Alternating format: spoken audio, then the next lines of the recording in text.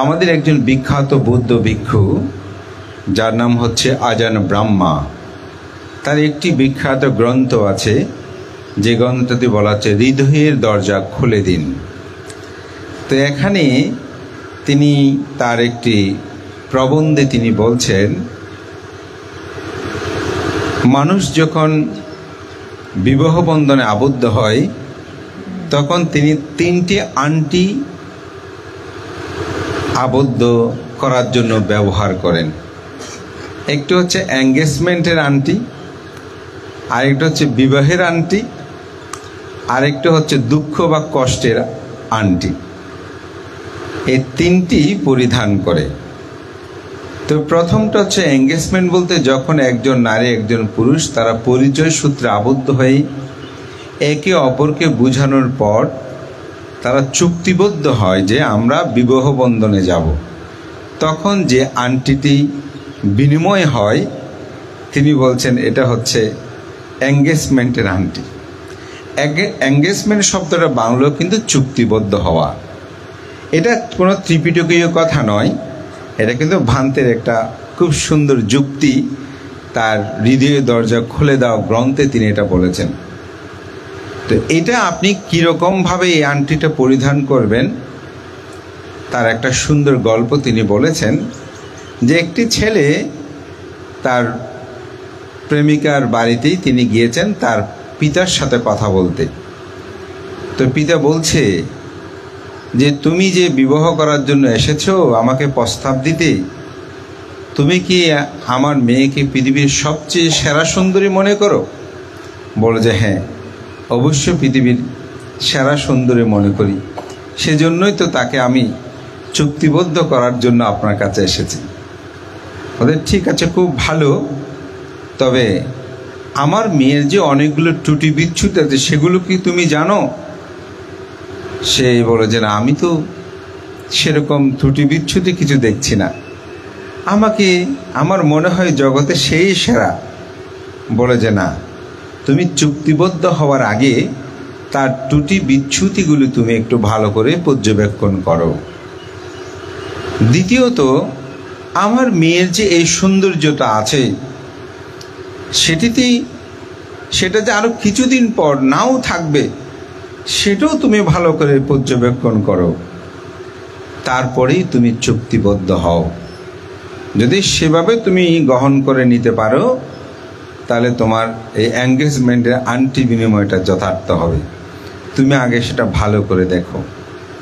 অনুরূপভাবে এটা শুধু পুরুষ দেখবে তা না, একজন নারীকেও দেখতে হবে পুরুষ সম্পর্কে। তার যে অর্থবিত্ত আছে, তার সৌন্দর্য আছে, তার যে ত্রুটি বিচ্ছুতিগুলো আছে সেগুলো তাকে ভালোভাবে দেখতে হবে। যদি সেগুলো সে ভালোভাবে না দেখে তাহলে তার এই এঙ্গেজমেন্ট বা চুক্তিবদ্ধটা যথার্থ হবে না। তুমি যে এটা মেনে নিয়ে চলতে পারো যে আমার যে পুরুষের সাথে আমি চুক্তিবদ্ধ হচ্ছি তার এক সময় অর্থ চলে যেতে পারে, তার রূপের সৌন্দর্য বিলীন হতে পারে, তার সব কিছু হারিয়ে যেতে পারে, তবু আমি তার সাথে থাকব, তবে এই এঙ্গেজমেন্টটা যথার্থ হবে, অর্থাৎ চুক্তিবদ্ধটা যথার্থ হবে। যদি সেটা না হয় তাহলে কিন্তু এই চুক্তিবদ্ধের পূর্ণতা আসবে না। দ্বিতীয় যেটা হচ্ছে সেটা হচ্ছে কি, আপনি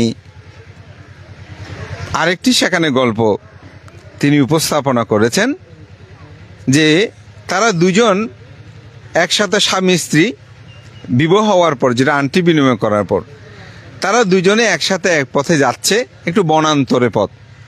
তো কিছু দূর যাওয়ার পরে একটা শব্দ শোনা গেল।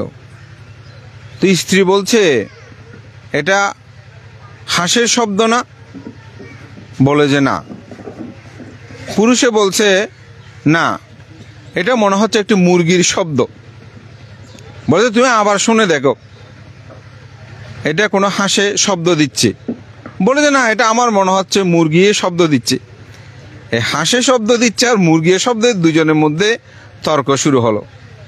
এখন তর্ক শুরু হতে বলে একটু ভালো করে দেখো, যেহেতু বনান্তর সেখানে অনেক শুধু শব্দই শুনছে, আসলে সেটা কি হাঁস নাকি মুরগি, এই বিষয়ে তারা কোনো রকমের সিদ্ধান্ত নিতে পারছে না।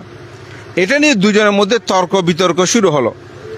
তর্ক বিতর্ক শুরু হতে হতে একেবারে যা তা মন্দ কথা বলতে শুরু করে দিয়েছে। বলে তোমার 14 গোষ্ঠী জানে এটা হাঁসে কিভাবে শব্দ করে, আর উনি বলতে তোমার 14 গোষ্ঠী জানে মুরগি কিভাবে শব্দ করে, এটা বুঝতে পারছো না। এখন এই তর্ক বিতর্কে করতে করতে দেখা গেল যে একসময় স্ত্রীর চোখ দিয়ে পানি বের হচ্ছে, অর্থাৎ কান্না করছে। সাধারণত মেয়েরা একটু আগে কান্না করে ফেলে। তখন স্বামী চিন্তা করছে এখন মুরগি আর হাঁস কার শব্দ, এই বিষয়টা নিয়ে এত চিন্তা না করে যদি এই বিষয়টাকে আমরা উপেক্ষা করি, যেটা শব্দ হোক, হাঁসের শব্দ হলো আমার কি আসে যায়, মুরগির শব্দ হলো আমাদের কি আসে যায়, কিন্তু এটা নিয়ে কেন এত তর্ক বিতর্ক করছি। তখন সে বলছে তুমি যা বলছো তাও হতে পারে, আমি যা বলছি তাও হতে পারে, ঠিক আছে আমি তোমারটাই মেনে নিলাম। তখন এইতে স্ত্রী হাসি, তার যে চোখের অশ্রুজল মুছে গেল যে স্বামী আমার কথাটা মেনে নিয়েছে। তো এখানে গল্পের উপস্থাপক এই কথাটা বলতে চেয়েছে হাঁস বা মুরগি যেটাই হোক, কিন্তু মূল বিষয়টা হচ্ছে আমরা একত্রিত হওয়া, অর্থাৎ আমাদের অপররা কে কি সেই বিষয়টা নিয়ে তর্ক না করে আমরা যদি নিজেদেরকে মেনে নিতে পারি, তবে সেই বিবাহের আংটি যেটা বিনিময়, এটা যথার্থ হয়। তো অনেক সংসার ভেঙে যায়, অনেকের তর্কাতর্কি হয় শুধুমাত্র এই মতাদর্শটা নিয়ে। আসলে বিষয়টা কি সেটা না, আমরা দুজনেই কিভাবে সেটা গ্রহণ করছি। তখন স্ত্রী আবার বলছে মনে হয় তুমি যে মুরগির কথা বলেছ, মুরগিও হতে পারে। তখন দুজনের মতচিন্ত চেতনার পার্থক্য চলে আসলো, একে অপরের মধ্যে সুন্দর সেতু বন্ধনটা রচনা হলো। এটাকে বলা হয় বিবাহ আংটি বিনিময়। তো আরেকটি বিনিময় আছে, সেটা কষ্টের আংটি। সেটা কীরকম? সেটা হচ্ছে যখন স্বামীর অর্থবিত্ত চলে গেল, বিবাহ হওয়ার পর তার সৌন্দর্যতা কমে গেল, তখন স্ত্রী আর পছন্দ করে না। তখন ভাবে কেন বিয়ে করলাম এরকম একজন মানুষকে, তিনি তো বড়ই আমার অপছন্দনীয়, তার অর্থ নাই, বৃত্ত নাই, কিছু নাই। তখন আংটিটা কিসের হয়ে যায়? কষ্টের হয়ে যায়।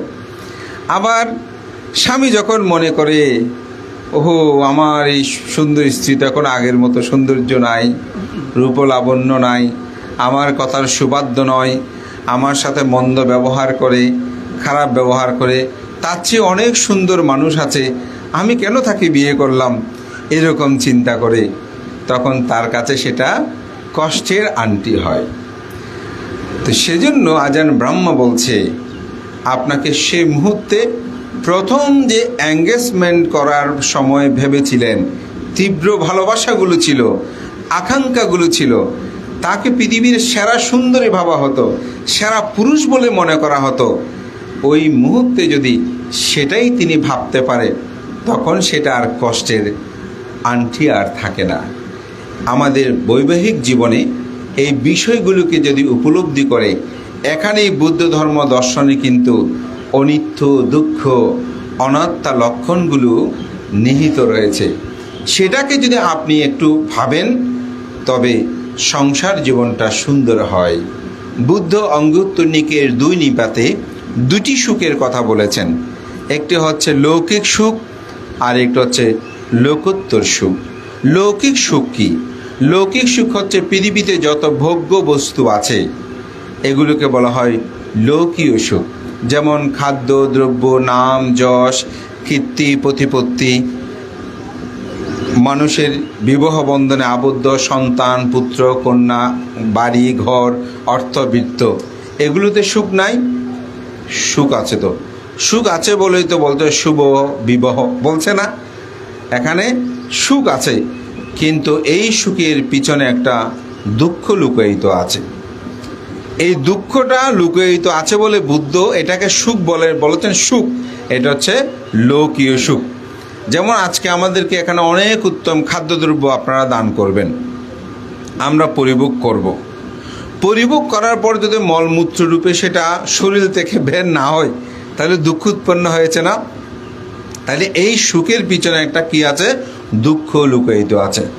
স্বামী স্ত্রী দুজনে তারা বন্ধনে আবদ্ধ হয়েছেন, 5 দিন 10 দিন 15 দিন 5 বছর 1 বছর পর একটু হলো মনোমালিন্য হবে না? ঝগড়া বিভেদ হবে না? তাহলে সুখটা দুঃখে পরিণত হচ্ছে না?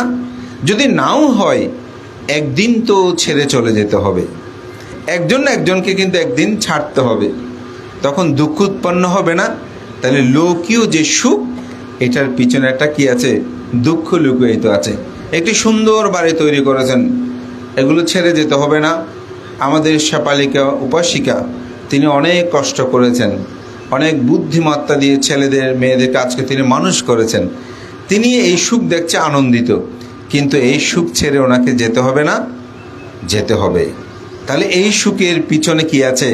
একটা দুঃখ লুকিয়ে আছে। বুদ্ধ এটাকে সুখ বলেছেন, তবে এই সুখের পিছে দুঃখ আছে। তো গৃহী জীবনে থেকেও কি মানুষ লোকোত্তর সুখে যেতে পারে? তো লোকোত্তর সুখটা কি?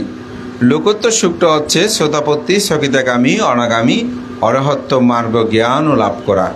এটা চিত্তের মধ্যে সন্দেহ বিচিকিৎসা শিলপ্রদশা সংযোজনগুলো ছিন্ন হয়। তিনি যে সুখটা ভোগ করে এই সুখটার কখনো চ্যুত হয় না। এটা তো কোনো দুঃখ নাই, এটা সর্বকালে সর্বসময়ে এটি তিনি পরিভোগ করেন। এই জন্যই বলা হয় এটাকে লোকোত্তর সুখ। এই সুখের কোনো চ্যুতি নাই, কিন্তু লৌকিক সুখের চ্যুতি আছে। তো লৌকিক জীবন ধারণের মাধ্যমে কিন্তু মানুষ লোকোত্তর সুখে গমন করে। যদি আপনি লৌকিক বিষয়টাকে উপেক্ষা করেন তাহলে লোকোত্তর সুখে কিন্তু আপনি যেতে পারবেন না। যেমন আপনি ধ্যান করেন দিনরাত, কিন্তু আহার যদি গ্রহণ না করেন, আহারটা তো লৌকিক, তাহলে আপনি লোকোত্তর সুখে যেতে পারবেন? পারবেন না। লৌকিক সুখটাও দরকার। তো আজকে যারা বিবাহ বন্ধনে আবদ্ধ হয়েছেন, সংসার ধর্ম অর্থবিত্ত প্রাচুর্য এগুলো লৌকিক, তবে এখান থেকেও লোকোত্তরে মানুষ যেতে পারে। কিভাবে? তিনি যদি প্রকৃত ধর্মময় জীবন যাপন করে। আমি সেজন্য একটা গাথা ভাষণ করেছি, ধাম্মা পিতি সুকাংসেতি বিপ্পাসান্নেনা চেতাসা আরিয়াপ্পা বেদিতে ধাম্ম সাদারামিত পাণ্ডিত। বুদ্ধ বলেন, যিনি প্রতিনিয়ত আর্য উপদিষ্ট ধর্মের রত থেকে ধর্মের মধ্যে প্রীতি লাভ করে সেটাকে যথাযথভাবে আচরণ করে, তখন তিনি প্রতিনিয়ত আর্য উপদিষ্ট ধর্মের রত থাকে। আমাদের একটি বিখ্যাত গ্রন্থ আছে মিলন্দ পাইয়া, আপনার নাম শুনেছেন, যেটা মিলন্দ প্রশ্ন বলে। যখন রাজা মিলন্দ ভান্তে নাগসেনের কাছে পরাস্ত হয়, তখন তিনি শেষোক্তি একটি উক্তি করেছিলেন, ভান্তে নাগসেন, আপনাকে যখন আমি সহস্র বৃক্ষর মাঝখানে দেখেছিলাম, সে দেখার সাথে সাথে আমার চিত্ত কম্পিত হয়েছিল, সেদিনেই আমি আপনার কাছে পরাস্ত হই। এর পূর্বে আমি অনেক ভিক্ষুকে দেখেছি, অরহতকে দেখেছি, তাদেরকে দেখে কখনো আমার চিত্ত কম্পিত হয় নাই, কিন্তু আপনাকে যখন দূর থেকে আমি দেখেছি তখন আমার চিত্ত কেঁপে উঠেছিল, সেদিনেই আমার প্রথম পরাজয়। তবুও শাসন সদ্ধর্মের কল্যাণে অনাগত এই প্রশ্নগুলো উত্থাপিত হলে আপনার মতন সুচারুরূপে উত্তর দেওয়ার মতন ক্ষমতা তখন সবার থাকবে না, তাই আমি এই বিষয়ে আপনাকে প্রশ্নগুলো করেছি। তবে শেষান্তে আমি আপনাকে একটি কথা বলতে চাই, আমার মনের অভিব্যক্তি। একজন একটি বাঘকে সোনার কাছায় বন্দি করে রাখলেও তার মুখ রয়েছে বহির্মুখী। ঠিক অনুরূপভাবে আমি এই বিভব সম্পত্তির মধ্যে থাকলেও, অর্থবিত্ত প্রাচুর মধ্যে থাকলেও আমার মুখ রয়েছে বহির্মুখী। এই উক্তিটা কিন্তু অসাধারণ একটা বিষয়। যেমন একটা হিংস্র প্রাণী বাঘ বা সিংহ আপনি যদি সোনার খাঁচার মধ্যে, হীরার খাঁচার মধ্যে বন্দি করে রাখেন, তার মন কি সেখানে, তিনি কি সেখানে বন্দি থাকতে চাইবে? তার মুখ থাকবে বহির্মুখী, কখন আমি এই সোনার হীরার খাঁচার থেকে বাহিরে যাব। বলছে ঠিক অনুরূপভাবে আমি রাজা হলেও, আমার বিত্ত বৈভব থাকলেও আমার মন রয়েছে বহির্মুখী, আমি কখন এগুলো ছেড়ে চলে যাব।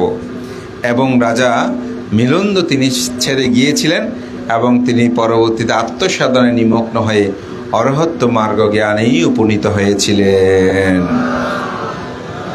ধর্মপ্রাণ প্রিয় উপাসক উপাসিকাবৃন্দ, আমি এটা বলছি যে আজকে যারা সংসার বন্ধনে আবদ্ধ হয়েছেন, তারা সংসারে থাকলেও তাদের চিন্তা চেতনায় যেন বহির্মুখী থাকে। এটা একটা আমাদের গ্রাম্য কথা আছে, সেটা হচ্ছে ব্যাঙ মাছ সে কাদাতে থাকে, কাদাতে বাস করে, কিন্তু তার গায়ে কাদা লাগে না। এটা কথা আছে, শুদ্ধ ভাষা বলতে পঙ্কজ রহিব পঙ্কজ থাকিব, পঙ্কজ না লাগিবে গায়ে। পদ্মফুল দেখেন পানিতে থাকে, যতই পানি হোক ডুবে যায় না, সে ভাসমান থাকে। তাই সংসার ধর্মের মধ্যেও যারা আবদ্ধ থাকলেও সেখানে ব্যাঙ মাছের মতো পদ্মফুলের মতো ময়লা পাপ আবদ্ধ না হয়ে শীলময় জীবন যাপন করে, পঞ্চশীল প্রতিপালন করে, শীল সমাধি প্রজ্ঞার অনুশীলন করে এবং প্রতি মাসে 4টি অষ্টম অবশ্য পূর্ণিমায় অষ্টাঙ্গ উপশতশীল প্রতিপালন করে পিতার প্রতি মাতার প্রতি দায়িত্ব কর্তব্যবোধগুলো যথাযথভাবে প্রতিপালন করে, তাদের জীবনগুলো সুন্দর হয়, তারা নির্বাণমুখী হয়। বুদ্ধের সময়কালে আমরা অনাথপেরিক সৃষ্টি বিশাখা, তাদের মল্লিকা দেবী, তাদের জীবনগুলো দেখলে বোঝা যায় তারা গৃহী জীবনে থেকেও মুক্তি লাভ করে নেই, অবশ্যই করেছে। সেজন্য ধর্মময় জীবন যাপন হোক। আমি মহান সংঘকে বন্দনা জানাই। আজকের যে এই সুন্দর আয়োজনে আমাকে আহ্বান করেছেন তার জন্য কৃতজ্ঞতা জানাচ্ছি। আমি শুধু মাত্র এইটুকুই বলছি, সংসার জীবনগুলো যেন সুখময় করতে হলে আমরা যেন অবশ্যই আমাদের জীবনকে ধর্মময় জীবন যাপন করি এবং শিলময়। এখানে আজকে ওনার যে মাতৃদেবীর কথা এখানে উঠে এসেছে, আমি মনে করি তার আদর্শময় জীবনাচরণ আজকে তার সন্তানগণকে সেভাবে প্রতিষ্ঠা করতে সক্ষম হয়েছেন। তাই উপাসিকার নিরোগ দীর্ঘ জীবন কামনা করি এবং পরিশেষান্তে বলবো, জগতে 5টি অচিন্তনীয় গুণ আছে, তার মধ্যে একটি গুণ হচ্ছে মাতা পিতার গুণ। তো পিতা বেছে নেই, সে মাকে শ্রদ্ধা সম্মান গৌরব করবেন, কোনো কারণেই যেন মা কষ্ট না পায়। আমি মাতৃপিতৃপূজার কথা বললে শ্রদ্ধেয় বনমান্তে একটা উদাহরণ আমি প্রায় সময় দিই। একজন সন্তান গিয়ে ভান্তের কাছে আশীর্বাদ প্রার্থনা করছেন, তো ভান্তে বলছে তুমি ব্রহ্মা দেখেছো? সে চুপ করে আছে, ব্রহ্মলোকেই তো ব্রহ্মা থাকে, কোথায় দেখবে? বলে তোমার বাবা মা বেঁচে আছে? ভান্তে আমার বাবা বেঁচে নেই, মা বেঁচে আছেন। বলছে বলো ব্রহ্মা দেখেছি। যাও বাড়িতে গিয়ে সে ব্রহ্মার পূজা করো, আশীর্বাদ হয়ে যাবে। তো আসলে সত্যি পিতামাতা আমাদের পরম হিতৈষী কল্যাণ মিত্র। আমি বলবো আজকের এই পরিবারে যে সন্তানগণ আয়োজন করেছেন, আপনারা এই মাকে পূজা করবেন, সম্মান করবেন, গৌরব করবেন, আপনারা আশীর্বাদ লাভ করবেন। এবং আপনারাও যারা আজকে উপস্থিত হয়েছেন, আপনাদের মধ্যে সে শিক্ষা যেন থাকে, বৃদ্ধ বয়সে যেন পিতামাতাকে আমরা অবজ্ঞা অবহেলা না করি, সমাজের মধ্যেও যারা বয়োজ্যেষ্ঠ তাদের যেন অসম্মান অশ্রদ্ধা না করি, ভিক্ষু সঙ্গদের শ্রদ্ধার সাথে সাথেই বয়োজ্যেষ্ঠদেরকে সম্মান করি, মাতা পিতাকে যথার্থ গৌরব করি, তাদের যখন যেটা প্রয়োজন সেটা যেন আমরা তাদেরকে প্রদান করি। সভ্যতার ক্রমবিকাশে আমরা এখন অনেকেই আত্মকেন্দ্রিক হয়ে স্বামী স্ত্রী নিয়ে শুধু জীবন যাপন করার জন্য উৎসাহ বোধ করি। আমি বলবো আপনি যখন নিজেও বয়োবৃদ্ধ হবেন, তখন যদি আপনাকে সে একাকিত্ব জীবন যাপন করতে হয়, তখন কি হবেন? এটা একটু উপলব্ধি করলেই আপনি বুঝতে পারবেন আপনার পিতামাতার প্রতি দায়িত্ব কর্তব্যবোধটা কী। তো সুতরাং আমি মনে করি সেটা যেন অবজ্ঞা অবহেলা না হয়। শুধু সঙ্গদান করলাম, অনেক বড় সাধককে অনেক কিছু দিলাম, কুটির নির্মাণ করলাম, কিন্তু নিজের ঘরে যে ব্রহ্মা আছে, যার আশীর্বাদ লাভের জন্য সুযোগ আছে, তাকে যদি অবজ্ঞা অবহেলা করি, তাহলে আমার মনে হয় পুণ্যতা জীবনে আসবে না। আপনি সাধক অমুক আমাদেরকে দান করলেন, সেটা পুণ্য হবে ঠিক, কিন্তু প্রকৃত যে পিতামাতা, তাদের যে দায়িত্ব কর্তব্য, সেটা যদি পরিপূর্ণতা না করেন, আপনার জীবনে সে ফল যথার্থ ভোগ করতে পারবেন না। সবার কাছেই এই আহ্বান জানিয়ে আজকের ব্রতীগণকে আমি একটু একেবারে বলা যায় অতি সাধারণ যে কথা, একটা সংসার বন্ধন জীবনে যেটা আমাদের থাকা দরকার, সেই উপমাগুলো আমি এখানে মাত্র উপস্থাপনা করেছি।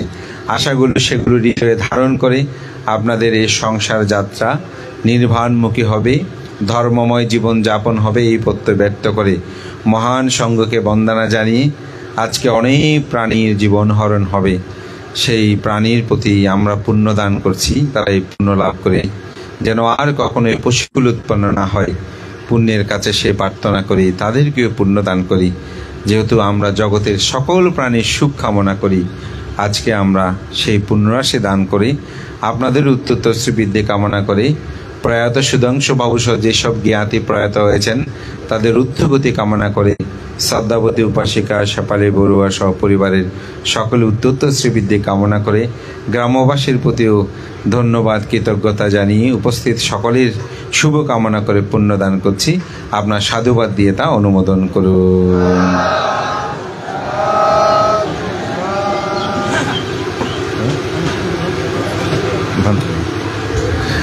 উৎসর্গাদি কর্ম সম্পাদন করার জন্য বিনীতভাবে বন্দনা জ্ঞাপন করছি। আজকের অনুষ্ঠানের সুযোগ্য প্রধান অতিথি পরম শ্রদ্ধেয় আমার কর্মবাচা আচার্য ভদন্ত লোকপ্রিয় মহাতের মহোদয়।